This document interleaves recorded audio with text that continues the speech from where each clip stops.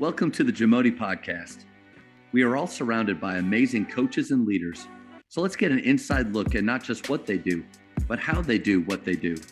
After all, becoming the best versions of ourselves is Jamodi, just a matter of doing it. Are you ready to level up your team skill development? Well, Ballology is here to support you in driving accountability and skill development. The Ballology app is more than just tracking. It's a resource for enhancing skills, knowledge, and mindset across your program. Join coaches all across the country using Ballology to simplify training and empower your athletes. Let's build consistency, accountability, and skill development together. Well, you've been coaching for a long time. I'm not calling you old. It's seasoned. That's right. But with all your experience, you've been around a lot of great coaches and great leaders, and probably even seen some players that have certain characteristics. What are those characteristics that just make a great coach? Yeah, and being in New England too, we've had some great coaches out in this area, and all different personalities. So I think first and foremost, when I, think of like the great coaches that I admire and, try to, aspire to be, I think first, what I notice about teachers is coaches are great teachers. I think you really have to be a great teacher to be a great coach. And, part of teaching obviously is, being able to communicate, I think, but, in being yourself, communicating, in a natural way for yourself. And I think those two go hand in hand, teaching and communicating, because, sometimes, I like to, use humor sometimes. Other times I'm really like, intense and, stern about like what we're doing. And I think part of communication is like listening and having a feel for what that player or what your team needs that day. And within your personality, trying to bring that to the table. So, those two things are big to me. And then I think another thing I really notice about, great coaches is they have this ability to like simplify. Hmm. My father used to say to me, keep it simple, stupid, and and I grew up in a restaurant business. My family owned a restaurant, Mr. Bartley's Burger Cottage, for years and years. And I grew up in that environment. And, small business, fast paced, and, he wanted to be great at one thing. And it's like, we're going to be the best, make the best hamburgers, anywhere around. And slowly but surely he adds things to the menu. But, his thing was like, simplify, which if you simplify, it makes it easier to problem solve, and I think those things I see in really good coaches is they can keep it simple and they can problem solve without getting like out of whack, because this thing is, basketball goes so fast and there's so many things that pop up during the season. And I think a big part of our job as coaches is problem solving. And, having the like feel on how to do that, I think the really good coaches have that. Love that list. And going back to the great teachers part, I think, great call on the communication piece.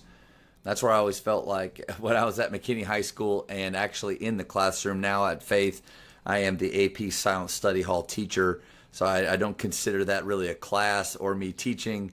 But when I was at McKinney, they never evaluated me on the court. They always evaluated me in the classroom. And I used to joke with my assistant principal, like, listen, if you really want to see me teach and you want to see authentic engagement and different modes of learning, come to the court, come to athletic period. They never took me up on that. But I do think we need to be great teachers, communicators.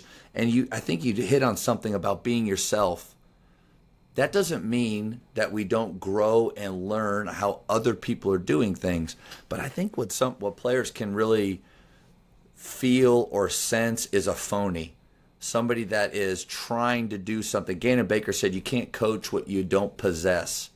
That doesn't mean you give up on possessing some of those good traits, but you learn them, you do experiment, but you ultimately, like you said, you stay yourself. Yeah, I think it's a great gift that players can give a coach. I think we always talk about, what the coach can give to the player, but I talk to our guys about like we're in this thing together, and you know, I'm gonna be my authentic self, and it's not always gonna be perfect, and you're going to be yourself, and it's not always going to be perfect, but we got to let each other, be ourselves. And like you said, like we're always trying to grow and develop. I think to stay in the business for a long time and, you're going to deal with like sort of different, societal things. And, but I think, that flexibility is really important in a coach, but ultimately, we all have like our sort of core values and who we are as a person. And I think as coaches, we're trying to impart that to our teams. But I remember saying to one team I had a couple years ago, I just want in the last game in the locker room, I was like, I want to thank you guys for letting us be ourselves as coaches, And I think when you get to that point with a team where, you've got that type of relationship, it's really, really special. Man, what a great love the comment that you had at the end of the year to that team, and I think that's a great goal for all of us. Is no matter if you're the team that wins the last game or inevitably, most likely, you're like most of us, you'll be the team that loses. But to be able to say that to your team, man, that's a great season, and I think that's a great goal that we can all try to achieve. That we may not ultimately achieve a winning record or a state championship. But so many times, Coach, you're right. We watch these podcasts where we listen and we learn, and it's all about us getting better. Like, how can I be better for my players? How can I be, like, I have a question that I ask my guys in our 10-minute meeting is, how can I be better for you? Because I do want to know that. And ultimately, I think those kind of questions help me get to the place where I feel like my personality, they know it, they get it, and it's effective. And there is like a comfort and a peace to when you go into the locker room or onto the floor and you know that you and your team are in sync. But I don't think we talk about the other side of it, which is like, what are the players going to give us? Not just attitude and effort or their very, very best, but that is, I think, maybe it's along the lines of pet peeves that coaches have. Mike Neighbors has a great list of his pet peeves, and he let his players know that at the beginning of the year. Mm-hmm. But they can flip it too, and the players get to let him know what their pet peeves are. I think both are important, but I think that's a question. Like, players need to understand that if this is truly a partnership, they have a part to play. And what are they playing? Like, what do they bring? I think that's valuable. Yeah, and I think with the older players, at our level, it's like, I think you become like, this you really build a relationship. It starts off, as like the more typical high school, you're a freshman in college, like, that kind of like high school coach player relationship. And then over time it evolves because, these kids are 21 years old, they're leaders in the program. I think that relationship evolves, into, partnership with the coach. I think especially your best players, you got to really be lockstep with and have a partnership with. And, it means having some tough conversations, but giving each other the space to like, be true to who you are and having that relationship where you can have those difficult conversations. I think that's what it's all about is, we say around here a lot, it's like, what's the bottom line and what's like, and like, let's cut to the chase and like get to the core root of like this problem and solve it together, and you can't solve everything as a coach. You need your players to help you solve problems. That's a good point. Josh Stewart from Lodgegrass High School in Montana on a reservation, he had a great point about the phrase faking it till you make it. Fake it till you make it. Fake it till you, and I've said it a bunch of times, and he said that's just one of the most damaging things that we can ever tell a player because it's actually promoting them to not be real, not be honest, maybe just to push back past something that they're seeing or feeling. So his response to that was, we're going to face it until we make it. And that's a kind of a mantra for us that I've tried to adopt here now this year at Faith is we're done with faking things. We're going to face the problems. We're going to lean into tough conversations. We're not going to shy away from being real with each other. Like you said, we're going to cut to the chase. To me, that's facing it. And Yeah. so instead of faking it till you make it, we're going to face it from now on. And I think you're right on the money with that. Yeah, and I think it's like it gives you courage as a coach. I think there's a lot of coaches, we're afraid, we're walking on eggshells, and I feel that's a big part of, society and Yep. coaching. And relationships with your players, as you build those and they're real, you can have the courage, to have those difficult conversations and, and they can have the conversations with you too. Hey, coach, I think we got to do this more. Or like, why are you letting this slide? Or you've never let that go before. Like, what's up with you? Like that kind of thing. So having that, like breaking down that wall, I think as they get a little bit older in your program is really cool. Man, you nailed it. I think having conversations from a place of courage versus a place of fear, it has to all come down to the relationship you have with that player. One of my favorite things to do is to find out what their aspirations are. What are their goals? What is driving them? If I know what that is, then that can point me down a direction or path to help motivate them, or at least it gives me a place to set a reminder or to hold them accountable. But if we don't build the relationships, if we don't know why they're here and what they're trying to do, then we may, I think, out of fear, either sidestepping because I don't know how he's really going to take this, or we're just guessing and hoping that the motivational tool or the reminder or the accountability I'm bringing, this kid will respond to. I don't know about you, coach. I don't want my players to play out of hope. I want them to have clear-cut decisions and choices and good habits. I think sometimes we coach out of hope. Yeah, one of the things that resonates with me, and it happens all the time, is when one of our young players will be meeting with, and we did a lot of individual meetings this past week, and the common thing is I'm afraid to make a mistake, and I think that's an area of growth that I still need to take, as a coach, and because I it gives me a little like shot right there when I hear somebody say that, because like you don't want players feeling that way, but sometimes we're getting like smart kids that want to please the coach and how we do things, and don't want to get necessarily jumped on when they mess up.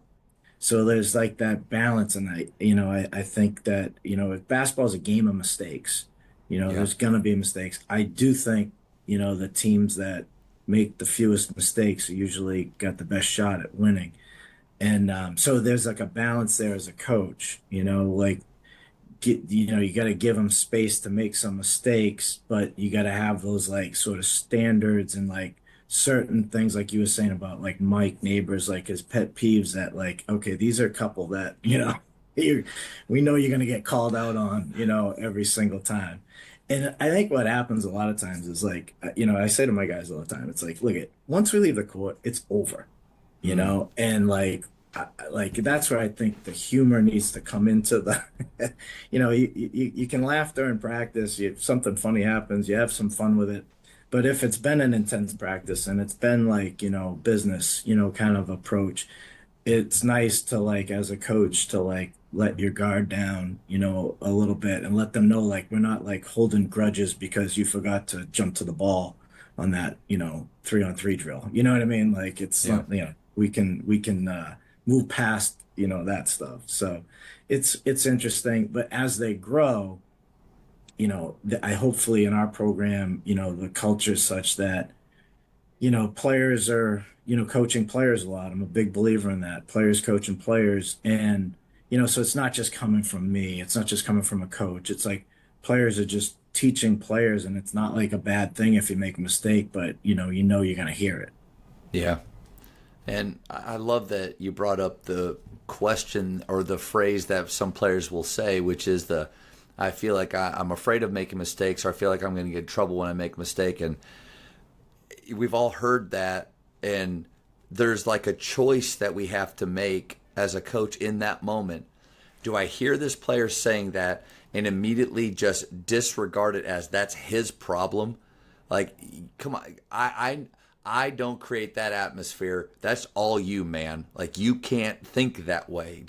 Or do you really step back and take it to heart? Is there something that I'm doing or saying, or something non-verbally, facial expressions, physical, that I'm doing that expresses displeasure when the mistake happens, and it's causing that fear or creating that? Coach, I think we can't just immediately go, listen, I'm a great culture guy. I didn't create that atmosphere. That's all on you, man, in your head. But I think that is what happens a lot. It's really easy to just disregard that.